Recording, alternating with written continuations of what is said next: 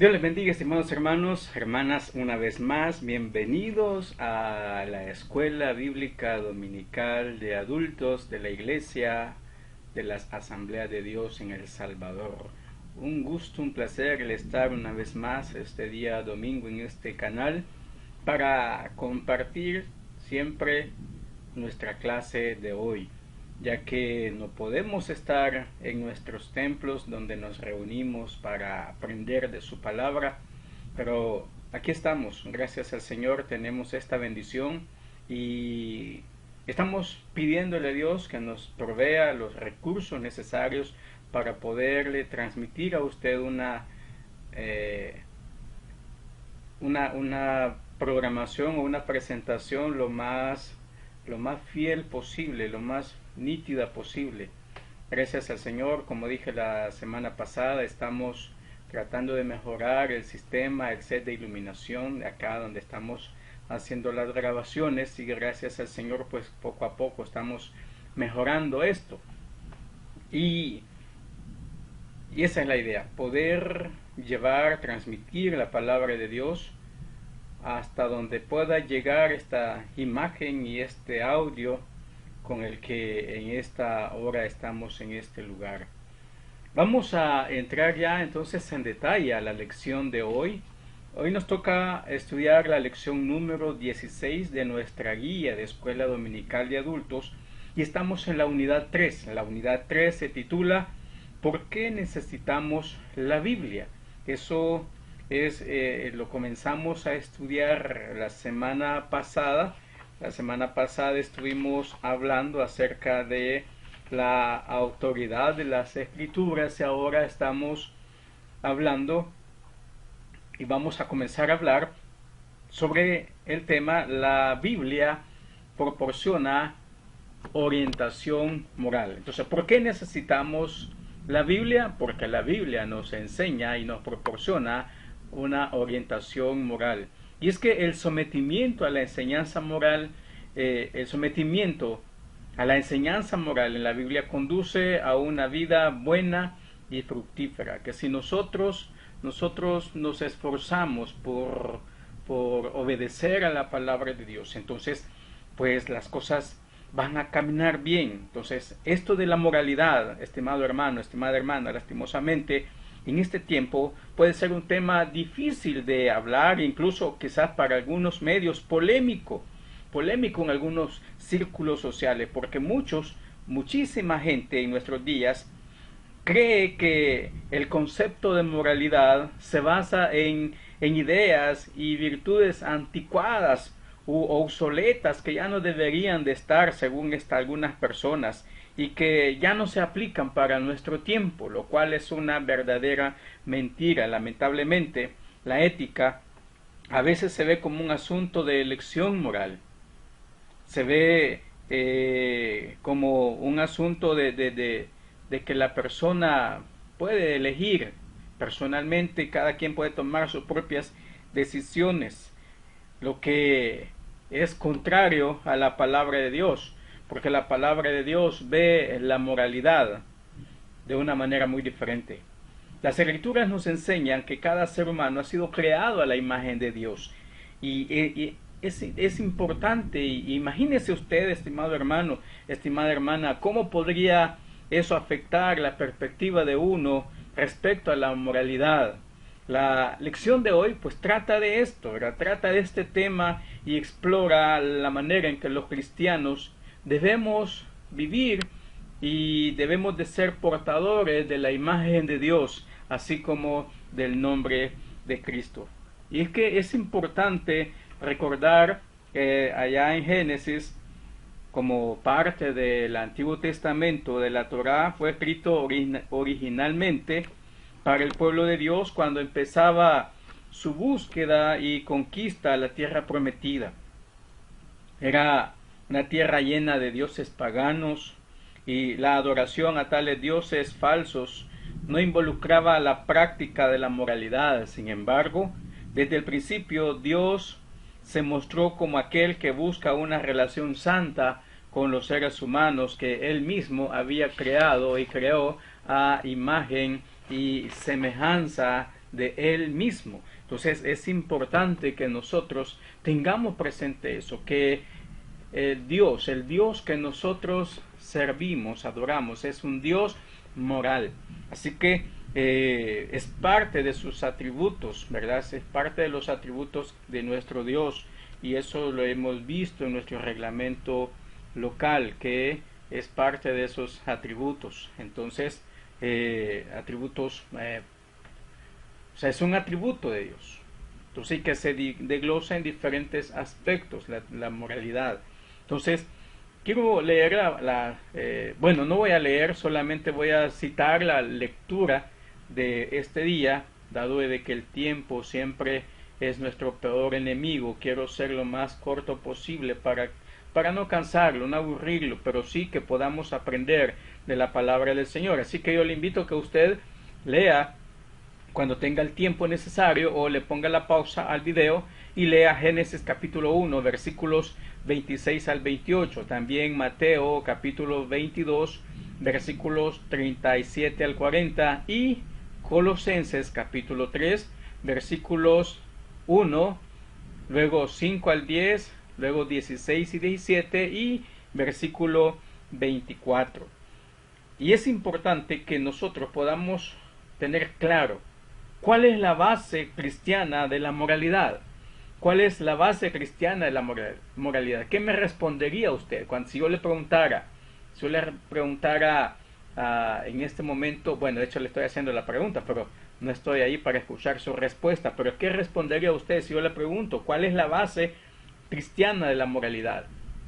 ¿O cómo determina usted qué es moral y qué es inmoral sin conocer a Cristo? ¿En qué se diferencian estas normas? ¿Cómo determina qué es moral y qué es inmoral alguien que no conoce a Cristo? Es importante que nosotros podamos reconocer, o sea, una persona que no conoce a Cristo no tiene una regla, una base para comparar su moralidad con lo que verdaderamente debe de ser. Entonces, es importante que nosotros tengamos presente que la base de la moralidad la encontramos en la Biblia. ¿Por qué? Y esto viene del hecho de que hemos sido creados a la imagen de Dios. Entonces, y la imagen de Dios es un Dios santo. La imagen de un Dios santo, a esa imagen hemos sido creados nosotros. Entonces, las naciones paganas, como dije al principio del Antiguo Testamento, en Oriente tenían sus propias creencias respecto al origen del mundo. Sin embargo, la descripción que hace Dios de la creación difiere de manera significativa de estas creencias paganas.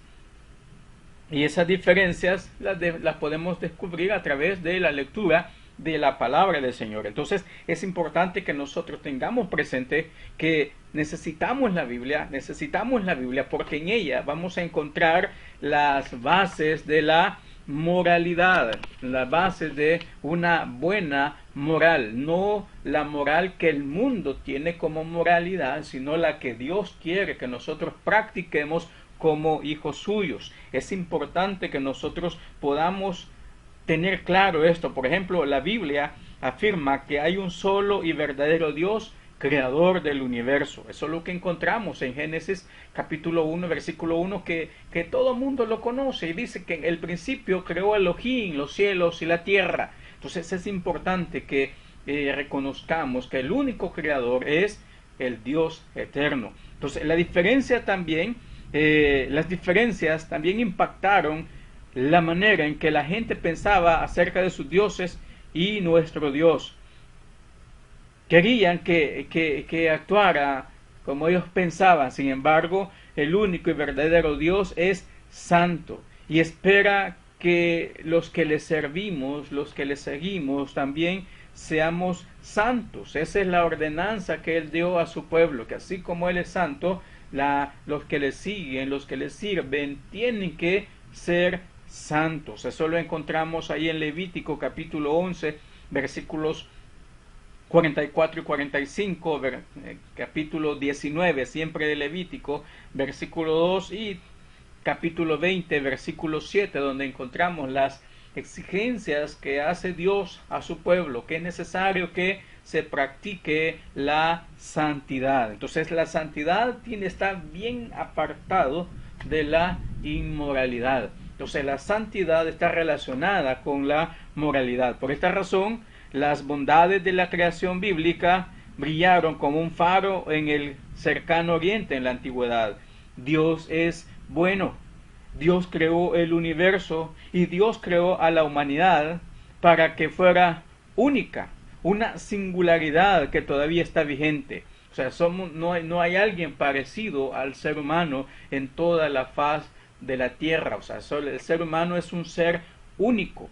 ¿Por qué? Porque Dios quiso que así fuese. Entonces, es una singularidad que aún está vigente.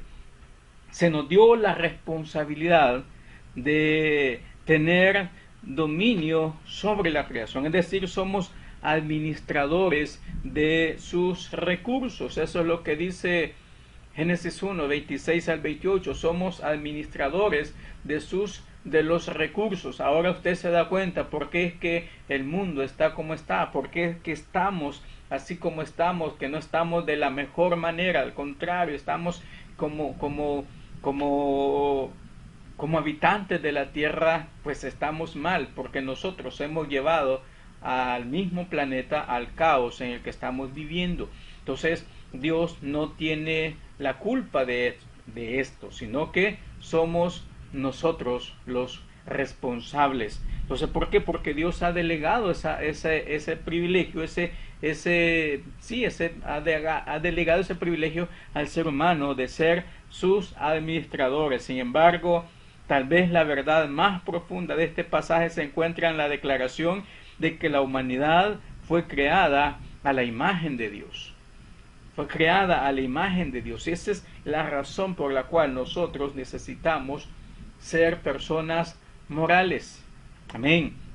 La implicación es clara. Dios quiere que las personas vivan de una manera que le agrade a Él y que rechacen vivir de la manera que a Él no le agrada, que a Él le disgusta. Así que debemos vivir una vida de la mano con Dios, no simplemente para honrar un código moral, sino por nuestra relación única con un Dios que es bueno, pero que también es un Dios santo, y que por eso nosotros debemos de practicar también la santidad. Así que quiero dejar esta pregunta: ¿en qué forma la humanidad es única respecto a los demás en la creación? Responda usted. ¿En qué forma la humanidad es única respecto a los demás en la creación? Ahora, es importante que nosotros reconozcamos que es necesario que nos dejemos guiar por la mano de Dios, que nos dejemos guiar por el mismo Dios, porque Él es un Dios amoroso. La ley de un Dios amoroso es la que nosotros debemos de practicar también. Entonces recuerde lo que Mateo 22, versículo 36, encontramos, que le dice este joven: maestro, ¿cuál es el gran mandamiento? Esta fue la pregunta que un experto en los 613 mandamientos de la ley judía le planteó a Jesús. Él conocía toda la ley. Entonces, y de todo esto le hace esta pregunta. Al estudiar la respuesta de Jesús en los versículos 37 al 40, es de notar que no había nada nuevo ni sorprendente en los mandamientos que citó Jesús. Citó Deuteronomio 6:5 y Levítico 19:18. Eran familiares a los oyentes. Estas citas bíblicas eran familiares a los oyentes por la costumbre de entrenar a los niños judíos en la ley como parte de su educación. O sea, desde pequeño el niño debe de ir creciendo en el conocimiento de la palabra del Señor. Entonces no les era desconocida esta respuesta. Entonces, al dar esta respuesta, Jesús usó un método de enseñanza rabínica que, combinada con las escrituras, compartía un tema común. Y en este caso el tema común era el mandamiento de amar. El primer mandamiento trataba del amor a Dios. Su pueblo debe amarlo con cada aspecto de su ser, con toda su alma, con toda su mente, con todo su ser, debe de amar a Dios. La relación misma de uno con Dios se basa en el amor. De hecho, si estamos acá, si usted también es un siervo del Señor, si usted también ha aceptado a Jesús, no lo obligaron, no le pusieron la pistola y le dijeron vas a aceptar a Cristo, te morís.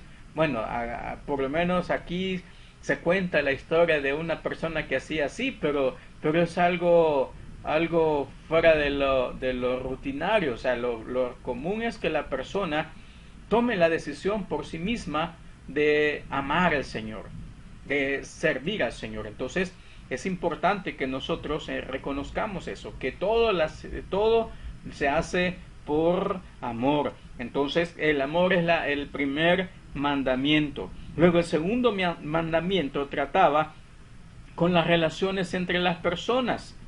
Las interacciones con los seres humanos debían de ser gobernadas también por el amor que es piadoso. La conclusión de Jesús fue que todas las leyes dependen de estas dos. Versículo 40. En otras palabras, todos los mandamientos de la ley se derivan de ellos. Como tal, esta ley del amor no es una mera recomendación, es el fundamento de la obediencia a Dios. Uno puede preguntar entonces, ¿qué es el amor? ¿Y qué es el amor de Dios?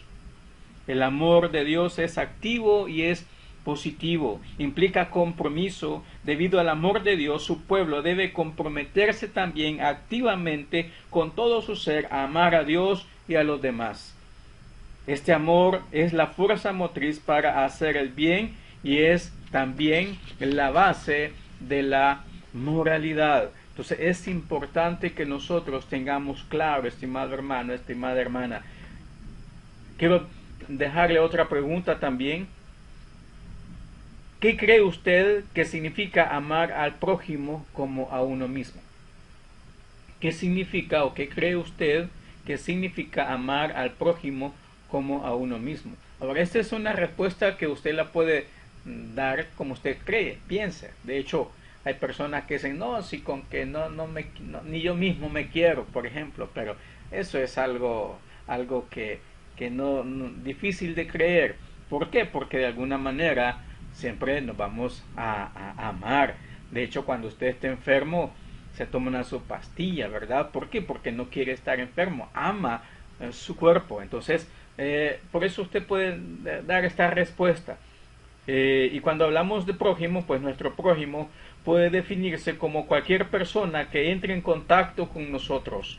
Amar a esa persona como a nosotros mismos, entonces implica empatía, compasión y respeto por cada individuo como persona creada a la imagen de Dios.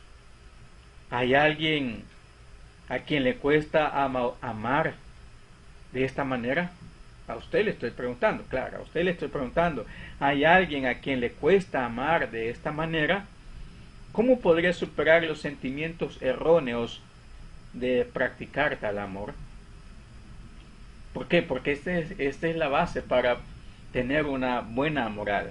Pues, y esto tiene que ver con que el alcance de la moralidad bíblica la podemos tener nosotros. El corazón fijo en las cosas de arriba es la que nos da esa garantía de poder tener una moralidad que sea aceptable no solamente para la sociedad, sino también para con Dios, que es lo más importante. Aquí no se está tratando de agradar a los hombres, sino que tenemos que tratar de esforzarnos por agradar a Dios. Y el Señor le agrada que usted y yo podamos tener una buena moral. Así que, y eso tiene que ver con el corazón. Ahora, Colosenses capítulo 3 comienza con esta frase: si pues habéis resucitado con Cristo, es el versículo 1, a través de su resurrección, Cristo es la única fuente de nueva vida para el cristiano, y esto incluye la esperanza de la vida eterna. Así como Él ha resucitado, hemos resucitado nosotros también a una nueva vida, si es que hemos aceptado a Jesucristo como nuestro Señor y Salvador, si tratamos o nos esforzamos por tener una vida que agrada a Dios, una vida que nos esforcemos porque el Señor se sienta complacido de nosotros. Ya se hizo usted esa pregunta cuando usted quiere hacer algo que a Dios no le agrada, ya se preguntó cómo se sentirá Él conmigo. Entonces es importante que nosotros reconozcamos esto. Si bien esta realidad cambia el destino eterno del creyente, también debería cambiar la forma de vida actual de cada quien. Los creyentes deben buscar, pero de corazón deben buscar las cosas de arriba. El versículo 2, note que el paralelismo que Pablo usó en estos dos versículos. Él hizo referencia a los afectos, los deseos y los afanes del creyente. Esto vuelve a la persona de una manera integral, ya que el enfoque de su vida ha sido transformado. El corazón ya no debe latir por lo que hay en este mundo, sino lo que encontramos en Cristo. Como resultado, las prioridades de una persona deben estar conformadas por valores consecuentes con el reino de Cristo. Ese es lo que debe de motivarnos para seguir hacia adelante con una buena moral. Tal transformación tiene lugar porque él o ella está escondido en Cristo Jesús, como lo dice el versículo 3. Pero, ¿qué se entiende por escondido? Ya que la vida cristiana debe de vivirse a plena vista de los demás. O sea, en otras palabras, esto se refiere al vínculo espiritual con Dios que todo creyente debe tener. Entonces el versículo 4 nos da una comprensión adicional del versículo 3, donde nos dice que la fuente o el propósito y el significado de la vida para cada creyente se encuentra en Cristo Jesús. Tal vida tendrá un significado aún mayor cuando Cristo regrese con toda su gloria. Los creyentes invisiblemente ligados a Dios en Cristo, algún día estaremos con Él cara a cara, si es que usted también está esperando ese momento. Por eso es importante entonces vestirnos del nuevo hombre. ¿Por qué? Porque es nuevo hombre, ya ha sido creado según Dios, no el viejo hombre ha sido creado con las concupiscencias, o sea, ya debemos de dejar todo eso, vestirnos del nuevo hombre. Colosenses 3 del versículo 5 al 1, puede leerlo usted. La vida de cristiano se demuestra y se hace creíble por sus acciones y su forma de vivir. Nadie puede decir que es creyente y tiene una vida que incluso la misma gente del vecindario dice, no, si para ser creyente como fulano, mejor no. ¿Por qué? Porque no está dando lo mejor de sí para agradar a Dios en primer lugar. Entonces es importante eso. Y una persona que agrada a Dios, por supuesto que de alguna manera también la gente va a ver que esa persona es diferente. Entonces es importante que nosotros, como dice el apóstol Pablo, debemos de hacer morir el viejo hombre y dejar las cosas que hacíamos antes. Por eso el versículo 9 dice, no mintáis, porque la mentira es parte del viejo hombre. Ya como creyentes, ya debemos de mentir, ¿no? ¿Verdad que no? Debemos de decir la verdad, aunque esa verdad muchas veces nos vaya a afectar. Entonces es importante que como creyentes que hemos aceptado al Señor, pues seamos honestos, seamos sinceros y podamos decir la verdad. Entonces, esto se usan el apóstol Pablo usa esto para anclar la nueva vida con la nueva creación, el nuevo hombre. Entonces, es importante que nosotros tengamos claro esto, de vestirnos del nuevo hombre. Es importante también que nosotros, estimado hermano, estimada hermana, tengamos claro a qué es lo que el Señor quiere de nosotros, y por eso es que le recomiendo que lea detenidamente estos versículos de Colosenses 3, Colosenses 3 versículos 5 al 11, donde encontramos que hay dos grupos. El primer grupo enumera los vicios de la naturaleza terrenal que deben morir o debemos condenar a muerte. Estas cosas provocan la ira de Dios. Cuando nosotros tenemos esto en nuestro corazón, entonces vamos a provocar la ira de Dios. Entonces, note las palabras fuertes que usa. El creyente debe ser decisivo en hacer morir estas conductas. Pero, ¿cómo sucede eso? Los versículos del 1 al 4 contienen la clave. A medida que el cristiano hace de Jesús el Señor de sus deseos, o sea, en otras palabras, rendirnos a Él completamente, será más fácil dejar a un lado las cosas pecaminosas y adentrarnos y centrarnos en las cosas que al Señor le agradan, cosas que son piadosas, como dice Filipenses 4:8. El segundo grupo de pecados incluye la expresión verbal y las emociones. Colosenses capítulo 3 versículo 8. Al igual que una prenda de vestir vieja y sucia, los creyentes deben dejar cosas que no le agradan a Dios, cosas como la ira, el enojo, la calumnia y las palabras que acompañan a tales pecados. Debemos de dejarlas a un lado. Finalmente, los cristianos no debemos mentir los unos a los otros. ¿Por qué? Porque los cristianos tenemos una nueva vida, entonces tenemos una nueva naturaleza arraigada en la verdad espiritual. El versículo 10 es clave en esta porción con que donde se menciona que la nueva persona se va renovando hasta el conocimiento pleno. Este es un proceso continuo que debe ocurrir en cada creyente. La iglesia de Colosa y otras congregaciones luchaban contra la herejía llamada gnosticismo en ese tiempo, que enseñaba, entre comillas, grandes misterios. Los gnósticos creían que pocos elegidos podían conocer la verdad, pero Pablo declaró que todo el pueblo de Dios puede conocer la verdad espiritual, incluido el despojarse del viejo hombre y ser renovado en Cristo Jesús. Los gnósticos también enseñaban que las acciones realizadas en el cuerpo no tenían consecuencias morales, porque solo importaba el aspecto espiritual de la persona, pero Pablo dejó en claro que el cristianismo afecta a la persona en su totalidad. Así que Pablo ofreció dos caminos.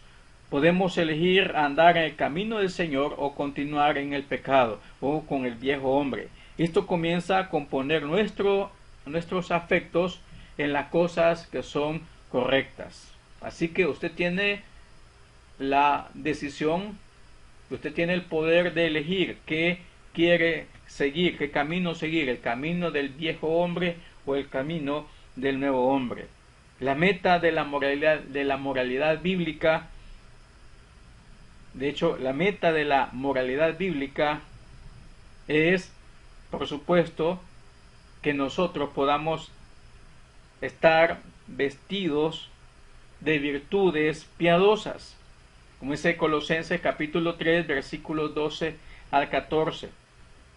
Volvernos cada vez más como Jesús. Y ese es un proceso que debemos de tener en nuestra vida cristiana. Anteriormente hemos visto que el proceso implica la limpieza y renovación de nuestras almas, pero esta transformación también implica la manera en que nosotros como cristianos interactuamos unos con otros con el cuerpo de Cristo.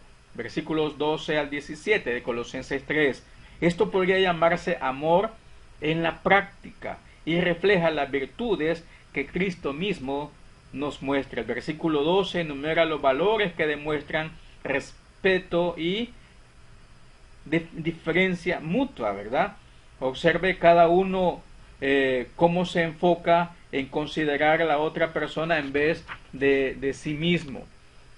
Entonces, no es sorprendente entonces que Pablo luego pasara al perdón mutuo que está arraigado en el perdón de Cristo, como dice el versículo 13. Entonces, tal norma indica que deberíamos estar dispuestos a perdonar hasta el peor de los males, ya que Cristo murió para quitar nuestros pecados, el supremo acto de perdón.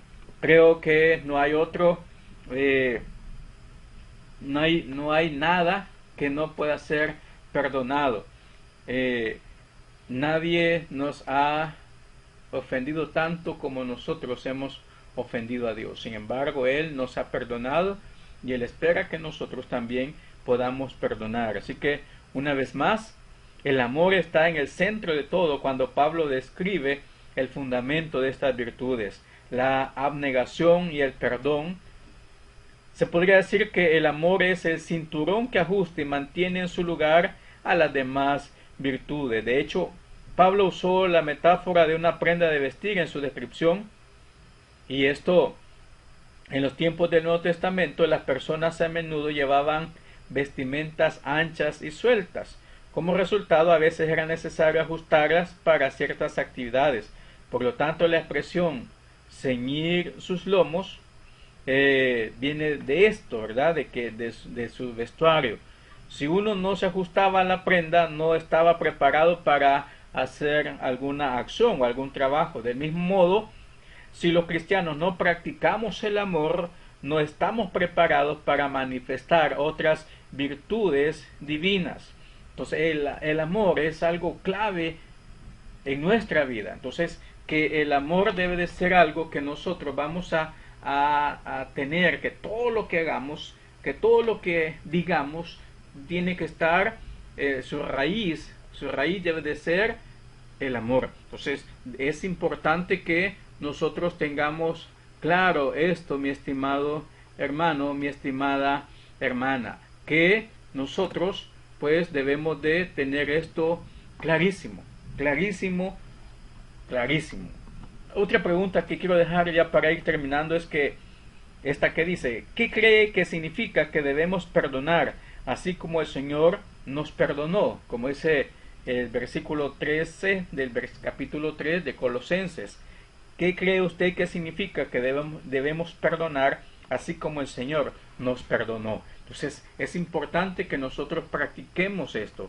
Y ya para ir terminando, en la buena moral nos permite hallar esa paz que podemos encontrar en Jesucristo. Muchos en el mundo de hoy anhelan la paz, pero no pueden discernir la fuente de la verdadera paz. ¿Por qué? Porque esa fuente de la verdadera paz es únicamente Cristo el Señor. Entonces Colosenses 3:15.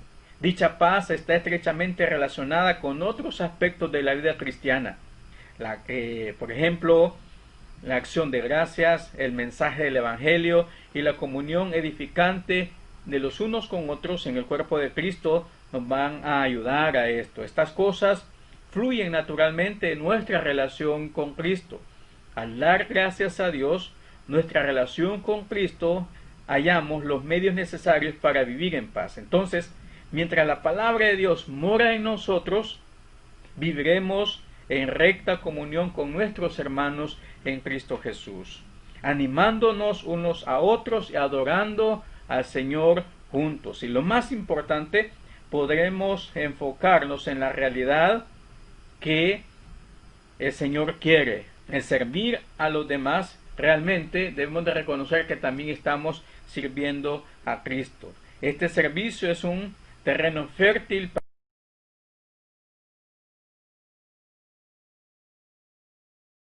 para una vida, y esto nos va a ayudar. La descripción bíblica de la moralidad se da para que el pueblo de Dios pueda saber cómo Dios quiere que ellos vivan, piadosas conforme disfrutamos de la paz de Dios en nuestro corazón. De su vida es evidente la moralidad bíblica en su vida. Ya para ir terminando, quisiera dejarle esta última pregunta.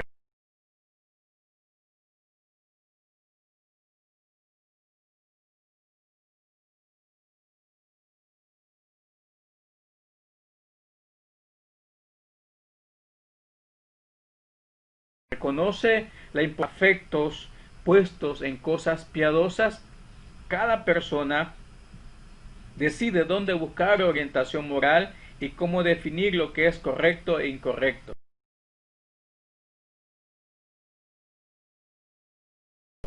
Así que pida usted a Dios vivir piadosamente y hacer el bien. ¿Por qué? Porque solamente Dios nos puede ayudar a que nosotros seamos practicantes de la buena moral. Entonces, por eso es importante que tengamos claro esto, que el patrón de moral o de moralidad que debemos de seguir lo tiene únicamente la palabra de Dios. Aunque muchos estén pensando que es algo obsoleto, la palabra de Dios es la misma ayer, ahora y siempre. ¿Por qué? Porque la palabra de Dios es eterna. Por lo tanto, te invito para que el próximo domingo podamos estar una vez más con una nueva lección de la unidad, por qué necesitamos la Biblia. Señor, te doy gracias por esta lección que hemos tenido con mi hermano, con mi hermana.